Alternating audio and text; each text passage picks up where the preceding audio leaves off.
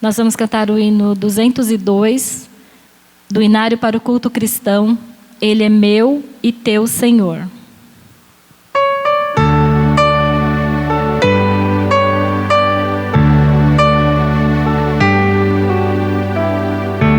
Se os problemas parecem não ter solução, quando as mágoas inundam o teu coração, alguém que atende a tua oração, Jesus Cristo e Mestre e Senhor. Ele é o dono da chuva, do sol e do ar. É o Senhor da alegria, da dor, do chorar. Ele é o dono dos montes, do céu e do mar. É o Senhor das crianças, das preces, dos hinos. Ele é meu e também teu Senhor.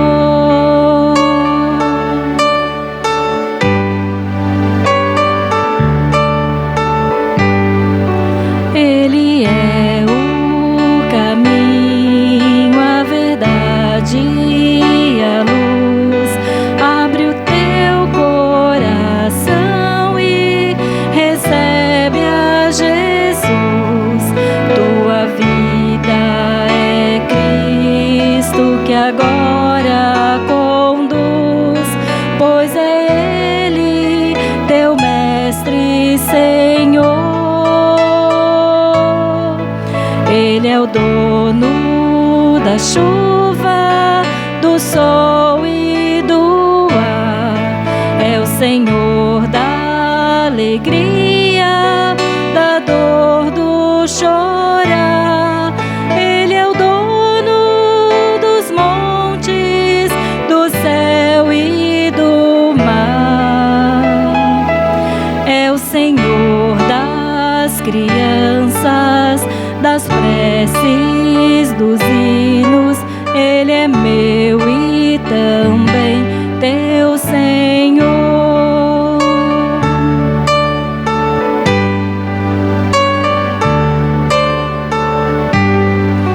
Como é bom caminhar nesta luz, nesta paz. Ele vive para sempre, Ele me satisfaz.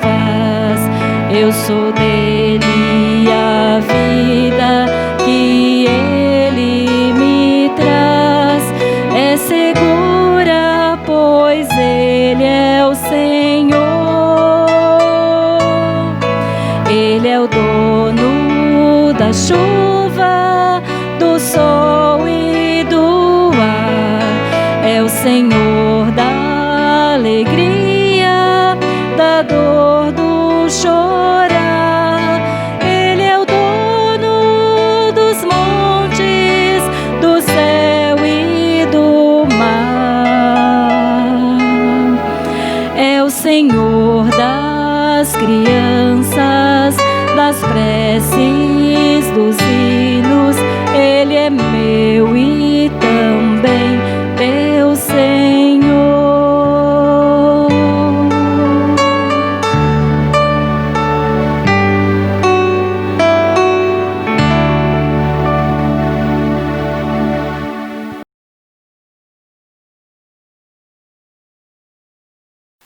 Boa noite a todos. Estamos iniciando mais uma vez o nosso culto de louvor ao nosso Deus. E nós esperamos mais uma vez, aí você na sua casa e nós aqui, que você possa ter da parte de Deus o conforto, o consolo e a alegria de poder estar participando do culto, mesmo que seja online. Escolhi para pensarmos juntos e também para a meditação desta noite, a reflexão da palavra de Deus, Colossenses capítulo 1, do verso 1 ao verso 8. Abra sua Bíblia aí na sua casa ou acesse no celular, como você achar melhor, e acompanhe conosco a leitura da Palavra de Deus. Carta de Paulo aos Colossenses, capítulo 1, e ele diz assim, a leitura da Palavra de Deus. Paulo, apóstolo de Cristo Jesus, por vontade de Deus, e o irmão Timóteo, aos santos e fiéis irmãos em Cristo que se encontram em Colossos. Graça e paz a vós outros, da parte de Deus nosso Pai. Damos sempre graças a Deus, Pai de nosso Senhor Jesus Cristo, quando oramos por vós, desde que ouvimos da vossa fé em Cristo Jesus e do amor que tendes para com todos os santos, por causa da esperança que vos está preservada nos céus, da qual antes ouvistes pela palavra da verdade do Evangelho, que chegou até vós, como também em todo o mundo está produzindo fruto e crescendo. Tal acontece entre vós desde o dia em que ouvistes e entendestes a graça de Deus na verdade, segundo fostes instruídos por Epáfras, nosso amado conservo, e quanto a vós outros, fiel ministro de Cristo, qual também nos relatou o vosso amor no Espírito. Só até aí, vamos orar ao nosso Deus e pedindo ao Senhor que nos ajude na explanação desta palavra. Senhor, nosso Deus, nosso Pai, nós louvamos o Teu nome e agradecemos ao Senhor por esta oportunidade de mais uma vez podermos falar da Tua palavra, do Teu Evangelho, e poder refletir sobre a Tua palavra. Pedimos a Tua direção, pedimos a Tua atuação do Espírito Santo, iluminando as nossas mentes, a Tua palavra que é inspirada. Nesta hora, ó Deus, ela possa fazer efeito nas nossas vidas e que, acima de tudo, ao refletirmos e ao pensarmos sobre a palavra de Deus, nesta hora, nesta noite, que o Senhor nos dê a graça de entendimento e da aplicação no nosso dia a dia. Perdoa, Senhor, os nossos pecados, livra-nos do mal. Nós te agradecemos mais uma vez, em nome de Jesus. Amém. Carta de Paulo aos Colossenses. Esta igreja de Colossos, Paulo praticamente fundou esta igreja e na sua segunda viagem missionária. E o que acontece aqui é que ele tem lá uma parte de manutenção de todo o trabalho que é feito na igreja pelo irmão chamado Epáfras, que aparece aí no texto, no verso que nós acabamos de ler.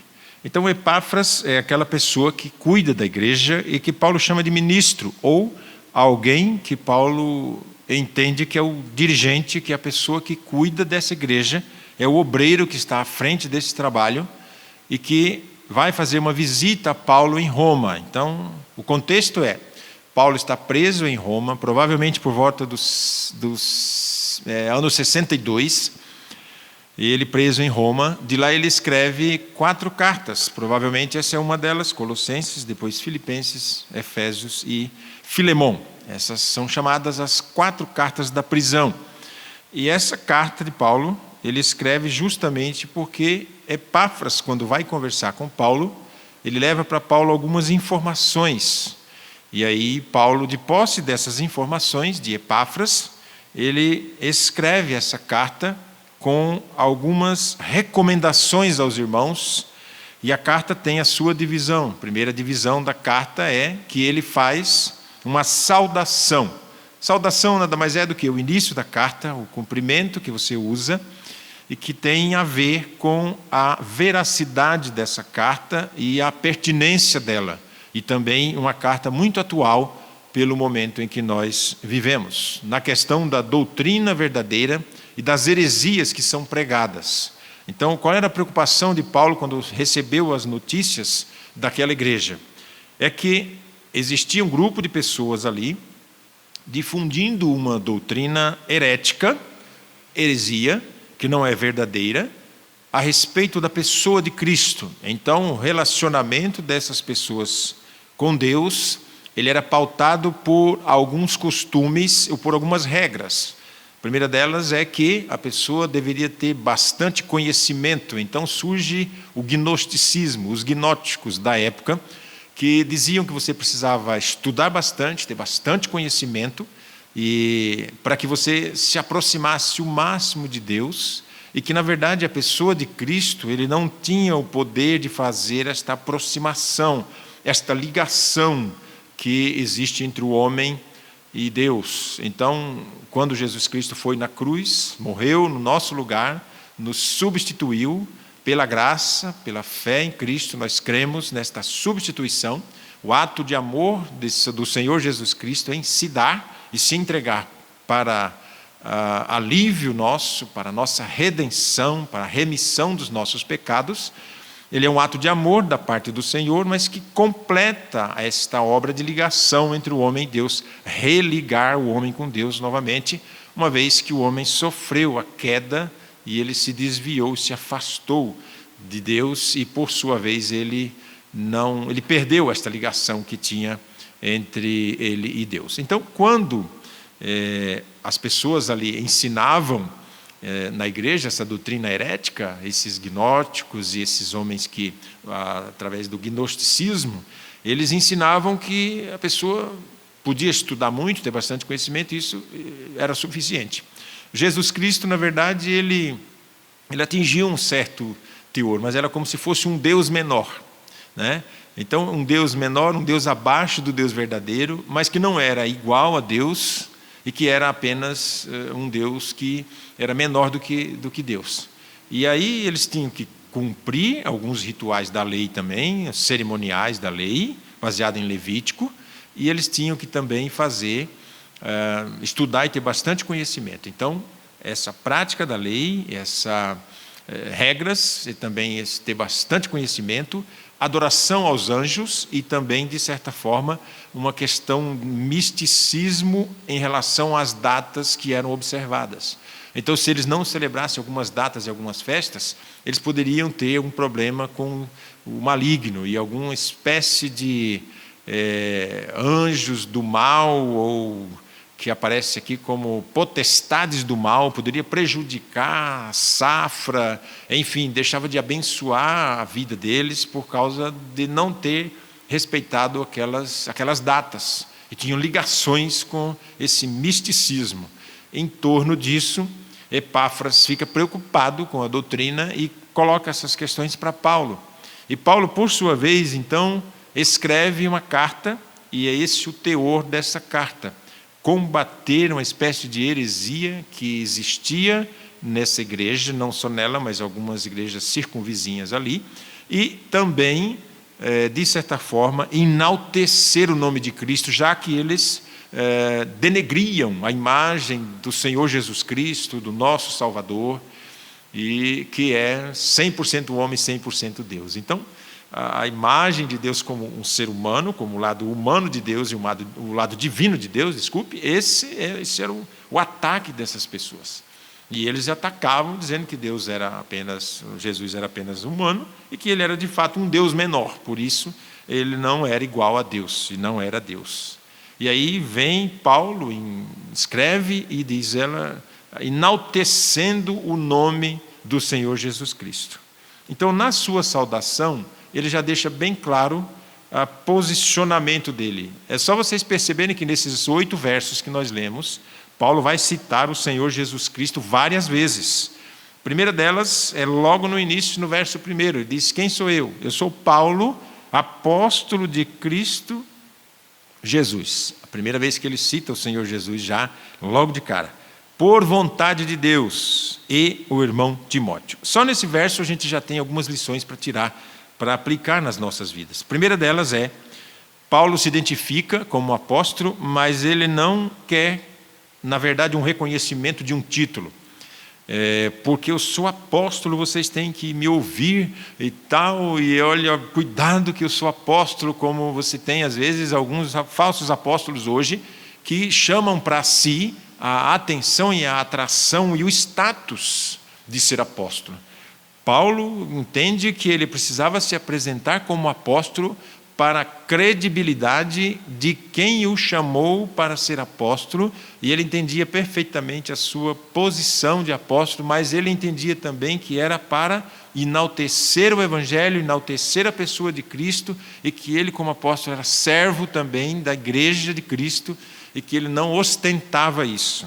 Por isso ele diz, apóstolo de Cristo Jesus, ou seja, é ele que eu me reporto, e é a ele que eu sirvo, e é a ele que eu sou fiel. E por vontade de Deus, não por vontade própria, mas por vontade de Deus, e o irmão Timóteo. Então ele coloca a pessoa de Cristo, ele coloca Deus, que realmente tem o propósito, e o irmão Timóteo. Por que ele coloca Timóteo aqui nessa situação? Para que a gente possa pensar que Paulo entende perfeitamente que ele, mesmo sendo apóstolo, ele precisa de ajuda das pessoas. Ninguém faz a obra de Deus sozinho. O que Paulo quer dizer é, eu tenho gente que me ajuda, eu tenho gente comigo. E aqui Timóteo não é aquela pessoa que ajudou Paulo a escrever, fornecendo dados para Paulo ou compartilhando dados. É bem provável que Timóteo seja o amanuense, aquele que escreveu. Paulo coloca aqui a sua posição apostólica, em que ele cria, em qual era a sua postura como apóstolo. Timóteo é um amanuense, aquela pessoa que o ajudou. Então, e o que ele faz? Ele leva com ele, ele mostra aqui que ele tem reconhecimento pelo trabalho de Timóteo. Então ele cita Timóteo aqui como parte da sua equipe ministerial. E ele fala, eu, juntamente com Timóteo, escrevi para vocês. Quem está falando aqui é Paulo, e juntamente com Timóteo. Segundo a vontade de Deus, apóstolo de Cristo Jesus. Então, qual que é a ideia primeira? No primeiro versículo, é que Paulo ele não estava muito preocupado com aquilo que as pessoas pensavam ou com aquilo que as pessoas diziam dele. É bem verdade que a gente precisa separar um pouco isso. Quando a gente não deve se preocupar com o que as pessoas falam, na verdade, em relação ao seu testemunho, nosso testemunho como cristão, é importante que a gente saiba aquilo que as pessoas falam e se de fato estão sendo verdadeiras ou não. Se estão inventando histórias ou se estão fazendo comentários paralelos, mas Paulo está falando aqui sobre a questão de o que Deus pensa, como é que Deus age, qual é a vontade de Deus na nossa vida. Essa deve ser a maior preocupação. O verso 2 ele vai dizer para quem ele está falando isso. Olha, aos santos e fiéis, irmãos em Cristo. Olha, novamente aparece a pessoa de Cristo, segunda vez, que se encontram em Colossos, cidade de Colossos, por isso os colossenses. Graça e paz a vós outros, da parte de Deus nosso Pai. Então, a graça e a paz, a graça é o favor imerecido da parte de Deus para nós. E a paz é aquela que excede todo entendimento, que só um coração comprado pelo sangue de Cristo consegue ter essa paz interior, mesmo diante das circunstâncias do dia a dia. O nosso coração está em paz com Deus, porque Deus conduz as nossas vidas, nós vivemos com o propósito de agradar a Ele, e nós temos a missão de compartilhar o Evangelho com as pessoas. Por isso, duas coisas movem o nosso coração, e a terceira, que é considerado o tripé da doutrina, ou o tripé que nos mantém firmes na convicção do Deus a quem nós servimos. Aí ele passa para a segunda parte, que é a sua oração. Ele começa com a saudação, ele fala de Cristo aqui duas vezes, fala de Deus o Pai, fala dos irmãos, para quem ele está escrevendo, que são os irmãos de Colossos, e fala, no verso 3, ele começa a dizer sobre, eu tenho orado por vocês, e a minha oração é, oração de gratidão a Deus pela vida de vocês. O que é que nós aprendemos nesse verso 3? Nós devemos orar agradecendo a Deus pelos nossos irmãos em Cristo. Qual é o assunto que move você quando você fala do outro irmão? É a graça, é a paz que existe, e é porque você vibra e você está alegre e você agradece a Deus pela vida do irmão, que de alguma forma, sendo seu irmão em Cristo, ele contribui para a sua vida espiritual, porque o relacionamento cristão ele é entre Deus e o homem e entre Deus e os irmãos. Então, ele vai dizer na sua oração, olha, eu dou graças, damos sempre graças a Deus Pai, de nosso Senhor Jesus Cristo, quando oramos por vós. Então, quando ele ora, ele disse, olha, eu oro sempre, e toda vez que eu oro, eu agradeço a Deus pela vida de vocês. Agradeço a Deus por vocês, sempre. Dou graças a Deus e nas minhas orações por vocês, irmãos da igreja de Colossos. E se a gente pudesse parafrasear, diríamos assim: dou graças a Deus todas as vezes que oro por vocês, irmãos da igreja do Jardim Planalto, da Igreja Batista Central em Salto. Por quê? Porque todas as vezes que eu lembro de vocês, eu agradeço a vocês pela vida de vocês. A igreja é feita de pessoas, de gente, o trabalho de Deus é feito a várias mãos, e não somente a uma mão só, ou somente o líder, ou somente a pessoa que está à frente do trabalho, seja ele o obreiro, o pastor, ou quem quer que seja. Não ostente isso, ninguém faz a obra sozinho, por isso Paulo fala, na sua oração ele inicia dizendo, eu oro por vocês agradecendo. Por quê? Verso 4 vai dizer por que ele ora e por que nós devemos também orar a Deus agradecendo. Desde que ouvimos da vossa fé, temos ouvido a fé de vocês em Cristo Jesus. Mais uma vez ele cita o Senhor Jesus Cristo.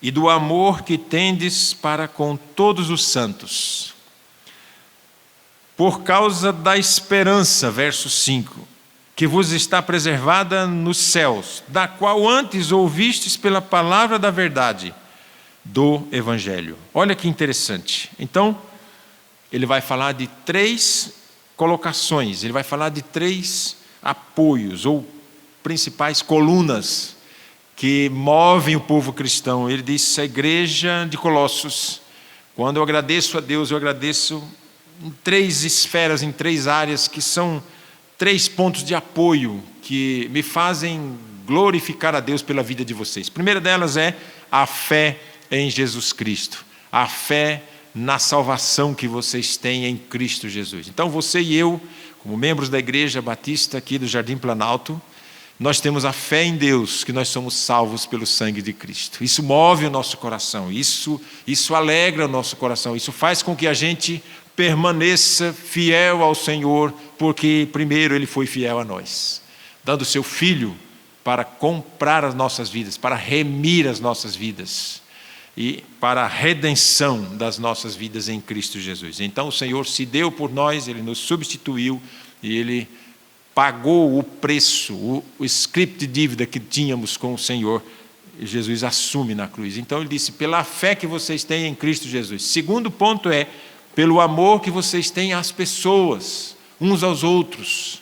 Então a igreja de Cristo, ela é movida pela fé salvadora do Senhor Jesus, pelo amor que tem uns pelos outros e pela esperança que nós temos de saber que o Evangelho de Cristo nos transporta para a vida eterna. Então a ideia é que esses 3 pontos aqui, Paulo trabalha isso para a igreja de Colossos, dizendo para eles qual era a sua alegria e por que ele dava graças a Deus pela vida dos irmãos. Então significa que a fé, o amor e a esperança. 1 Coríntios 13:13, ele vai dizer que permanecem 3 coisas que movimentam o cristianismo. E ele fala no capítulo 13, todinho de 1 Coríntios, sobre o amor. E no finalzinho ele diz, agora permanecem 3 coisas. A fé, o amor e a esperança. Mas o maior deles é o amor. E ele está falando de dons espirituais lá. Todo o texto fala dos dons. A excelência dos dons. Ele disse, o dom mais excelente é o dom do amor. Qual é o assunto que move o seu coração quando você vai orar pelo seu irmão? Ou pelo seu vizinho, por aqueles com quem você se relaciona. Mas na questão de igreja, qual é o assunto que move? Quando você lembra do seu irmão, você lembra de quê? Paulo está dizendo, dou graças a Deus todas as vezes que me lembro de vós. Lembrar do irmão em Cristo, lembrar da igreja, é motivo de agradecer a Deus. Agradecer porque a gente faz parte desse grupo. Agradecer porque a gente faz parte dessa comunhão. E que um pode ajudar o outro, que um pode orar pelo outro, e compartilhar bênçãos, e compartilhar também as dificuldades, as lutas, e as batalhas e as aflições que possivelmente são colocadas na nossa vida como desafio. Então, como que a gente vai conseguir pensar aí nesse texto? Voltando então para o texto novamente. Então, a ideia é, o que significa isso tudo para nós? Significa que nós estamos alegres, e Paulo está expressando a sua alegria. Eu dou graças a Deus todas as vezes que eu oro por vocês, porque eu sei que vocês têm fé salvadora em Cristo Jesus. Vocês amam um ao outro e vocês têm esperança. Então essas coisas movem e são os pilares em que nós nos apoiamos. Por causa da esperança que vos está preservada nos céus, da qual antes ouviste pela palavra da verdade do Evangelho. Então vocês ouviram sobre a fé em Cristo, sobre o amor que tem que existir entre vocês e sobre a esperança. Verso 6, que chegou até vós, como também em todo o mundo está produzindo fruto e crescimento. Tal acontece entre vós desde o dia em que ouvistes e entendestes a graça de Deus na verdade. Verso 6, a fé de vocês, o amor e a esperança são operosos. Eles produzem. Eles não são algo fechado entre vocês. Vocês não desfrutam dessa alegria de ser cristão e guardam isso somente para vocês. Então, a alegria que nós temos no nosso coração, nós compartilhamos com as pessoas. Esta paz que nós sentimos em nossa alma, não é porque tudo nos vai bem, mas é porque temos o Senhor como Salvador. E a Bíblia diz que nós gememos como dores de parto juntamente com o mundo geme e nós gememos juntamente com eles. Tudo aquilo que acontece em nosso redor, de certa forma, afetam as nossas vidas também. Mas nós temos a paz do Senhor que reina no nosso coração. Então, quando chega a tribulação, a luta, a dificuldade, o cristão sabe em quem se apoiar, sabe em quem se apegar e sabe em quem confiar. Paulo era exemplo disso. Ele fala, olha, eu sei em quem tenho crido. E eu estou certo que Ele é poderoso para guardar o meu tesouro até o dia final. Esperança. Então Paulo falava daquilo que ele vivia, daquilo que ele conhecia, daquilo que ele defendia. E aí ele vai dizer, olha, a minha alegria com vocês é pela fé, pelo amor, pela esperança, mas em quarto lugar é porque vocês estão produzindo fruto e crescendo. Esse produzir fruto aqui é pessoas que o Evangelho alcançava através da igreja de Colossos e de alguma forma os irmãos compartilhavam esse amor de Deus e as pessoas se convertiam. E ele disse, é fruto do trabalho de vocês em redor de onde vocês estão instalados. Todo o mundo, toda aquela região, o Evangelho estava sendo alcançado. Vocês estão produzindo fruto em todo o mundo, aí próximo de vocês, crescendo. Tal acontece entre vós desde o dia em que ouvistes e entendestes a graça de Deus na verdade. Então, o que a gente pensa aqui nesse verso 6 é que esses irmãos, eles viviam intensamente aquilo que nós chamamos de o primeiro amor. Sabe quando as pessoas se convertem, eles entram para a igreja, eles chegam cheios de vontade, e eles querem pregar, eles querem andar, eles querem anunciar o Evangelho, proclamar, não perde nenhum culto, tem dá importância mesmo à igreja, ao trabalho, e aos poucos essa coisa vai passando. E depois chega um momento em que as pessoas vão se afastando, vão se esfriando, e aí a gente vai pensar aquilo que Paulo escreve em uma das suas cartas. Lembra-te do primeiro amor. E retorna para o primeiro amor. Volte a ele. Tenha aquele mesmo sentimento, aquele mesmo ânimo de proclamação, de viver o Evangelho, de anunciar ao mundo, de produzir fruto. O Dr. Shedd contava em uma das suas mensagens que o irmão se converteu e ele ia todo culto para a igreja e ele queria aprender, ele era novo na fé, então ele ia nos cultos de quarta-feira, culto de oração, ia nos cultos de domingo. E depois, um belo de um dia, uns 2 meses mais ou menos, que ele estava na igreja, ele chamou o Dr. Shedd e disse, Dr. Shedd, por que as pessoas mais idosas, aqueles irmãos mais antigos da igreja, os mais que estão há mais tempo aqui na igreja, eles não vêm muito nos cultos de quarta-feira? Eu percebo que parece que eles vêm só no culto de domingo. O Dr. Shedd olhou para ele e disse, não fique preocupado, logo, logo você também vai fazer a mesma coisa, você também não vai vir. Então a ideia é que as pessoas vão esfriando aquele calor, aquela questão de estar junto, de compartilhar a palavra de Deus. E aí ele fala: vocês entenderam perfeitamente a graça de Deus na verdade, que é a palavra. Vocês entenderam. Por isso vocês estão divulgando isso para as pessoas. Verso 7. A importância do líder. Segundo fostes instruídos por Epáfras, que era o líder daquela comunidade, nosso amado conservo, e quanto a vós outros, fiel ministro de Cristo. A palavra ministro aqui significa diáconos, aquele que serve. Então, Epáfras era uma espécie de pastor, mas que ele era dado a servir aquela igreja. Ele não tinha um status, ele não tinha uma posição de que ele se orgulhava ou ostentava. Eu não sei quantos de vocês já viram a pessoa dizer: eu sou o pastor dessa igreja, eu sou o dirigente, eu sou um diácono, eu sou o professor ou professora da escola dominical. E aquilo para ele parece que é uma espécie de uma posição elevada acima das outras pessoas. Não, se você tem esse dom que Deus lhe deu, é para servir, é para o serviço da obra de Deus. E Epáfras tinha esse sentimento no seu coração. Por isso Paulo fala: olha, Epáfras, nosso amado conservo, pessoa que serve junto comigo, quanto a vós outros, fiel ministro de Cristo. O que uma igreja precisa? Uma liderança fiel à palavra e à doutrina verdadeira de Cristo.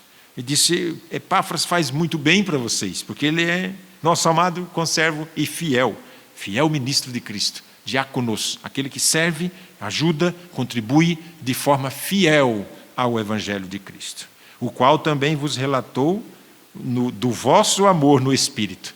Ele trouxe notícia boa de vocês, ele relatou que vocês têm um amor muito grande uns pelos outros, no Espírito de Deus. Então o Espírito de Deus, quando ele entra no nosso ser, quando ele penetra no nosso ser, quando ele nos salva, Jesus Cristo então sela os seus servos com o Espírito Santo. Ele é dotado do dom do amor, amar uns aos outros, querer o bem do outro, de certa forma ajudar naquilo que for possível o outro. E Paulo encerra aqui então a sua oração de gratidão. E a gente tem muitos motivos para agradecer a Deus. Pode agradecer a Deus pelo carro novo que você comprou, pela casa nova, pelo emprego, pela sua promoção de salário, aumentou seu salário, sua promoção na sua empresa. Não tem problema nenhum você agradecer sobre essas coisas. Mas o mais importante de tudo é que Paulo agradece a Deus pela vida que os cristãos tinham, que era marcada por 3 pilares. Primeiro de tudo, marcada de certa forma pela alegria, pela fidelidade a Deus, fiel a Deus. Segundo, pelo amor que vocês têm uns pelos outros. E terceiro, pela esperança que nós temos em Cristo Jesus, de irmos juntos para o céu com o Senhor, o qual também nos relatou do vosso amor no Espírito. E Deus nos ajude, que Deus nos abençoe, e que a gente carregue conosco como igreja de Cristo essas 3 características: fidelidade, amor uns aos outros e esperança no Senhor. Deus nos abençoe. Amém.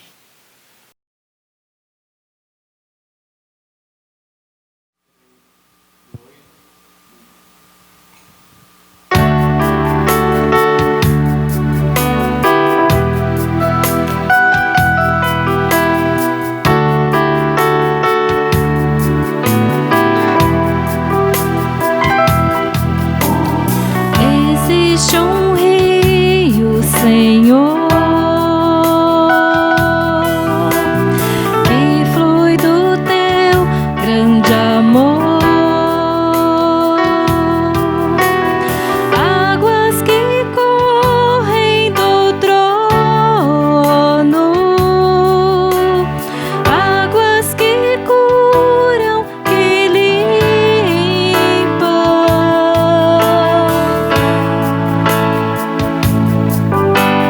Por onde o rio passar,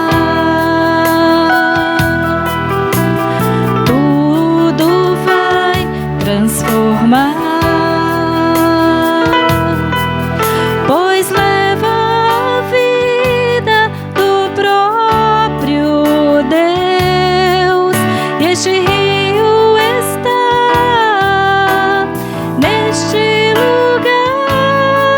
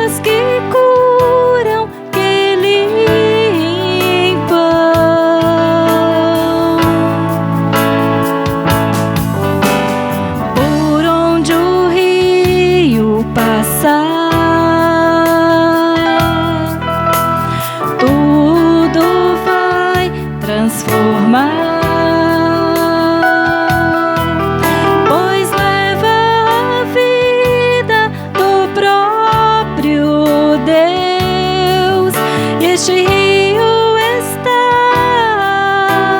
neste lugar.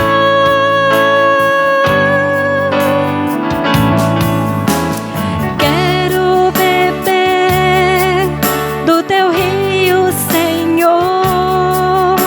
Sacia minha sede, lava o meu interior.